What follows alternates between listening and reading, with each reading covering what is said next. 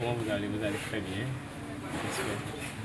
Ok, l'objet de notre séance de formation en GSM, je crois que chacun de vous a déjà eu le programme de la formation. Et selon le programme, le chapitre numéro 1, d'abord, parle de l'architecture d'un téléphone portable. Tout le monde sait qu'un téléphone portable, d'abord, sans batterie ne peut pas fonctionner. Ça c'est le premier point. Maintenant, le second point, qui dit téléphone portable, c'est juste un élément qui nous permet d'effectuer les appels, faire les messages SMS. Et aujourd'hui, avec la technologie, nous avons les Android qui nous permettent d'écrire, d'utiliser les applications WhatsApp, Facebook, Twitter, tout ce qu'on veut. Maintenant, un téléphone portable, que ce soit à touche, que ce soit Android, que ce soit tactile, tous ont les mêmes fonctions de base. Qui est quoi? Appel, SMS. Appel, SMS. Et avec l'évolution de la technologie, que les fonctions se sont augmentées. Donc dans l'architecture des téléphones, voilà quelques-uns de téléphones. Ça c'est un téléphone tactile. Ça c'est un téléphone à touche. C'est parce que les téléphones ont démontré que vous ne voyez plus les coques. J'ai une tablette également ici. Qu'est-ce que je suis en train de dire par là? Dans l'architecture d'un téléphone, tout téléphone a une même architecture. L'architecture que vous allez voir sur la tablette, ça que vous allez voir sur téléphone tactile, téléphone à touche, dessus. Qu'est-ce que je suis en train de dire par là? Nous avons l'emplacement de la SIM. Vous allez voir ça ici, vous allez voir ça ici, vous allez voir ça ici. L'emplacement de l'écran. Également, ça aussi c'est un écran. Ça aussi ça un écran. L'emplacement de la batterie. Ça c'est la batterie de la tablette. Elle a un plus et un moins. C'est là ensuite la batterie. Ce téléphone aussi. Ça voilà l'emplacement de la batterie. L'emplacement de la batterie pour celle-ci. Également pour celle-ci.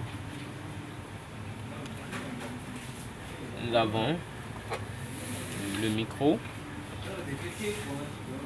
le haut-parleur, la caméra, l'emplacement de la carte mémoire, l'emplacement de la tactile pour les portables tactiles, ainsi de suite. C'est la même chose. Juste que les composants sont différents d'un téléphone à l'autre, mais l'architecture reste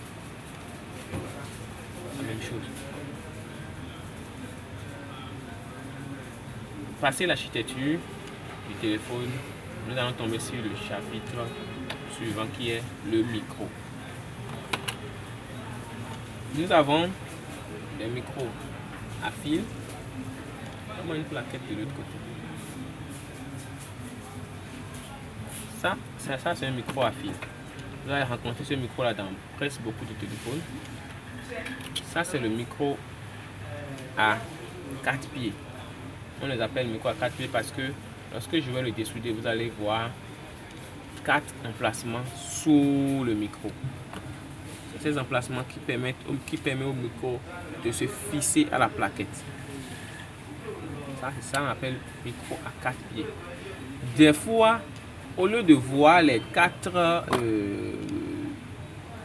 pieds de soudure, pour d'autres, vous allez voir jusqu'à 5. Mais moi, je le caractérise comme micro à 4 pieds. Après ça, nous avons des micros à pin. Les micros à pin, ce sont des micros qui sont un peu plus comme ça. C'est des micros qui sont comme des micros à fil, mais eux n'ont pas de fil, ils ont des pins. Ils ont des pins qui ressemblent à des aiguilles, 2 pins qui se ressemblent à des aiguilles qu'on enfonce dans la plaquette pour les fixer à la plaquette. ça, c'est un micro qu'on appelle un micro à pin. Maintenant, vous avez une panne micro. Comment arriver à résoudre la panne micro de votre téléphone? Ok, j'oubliais.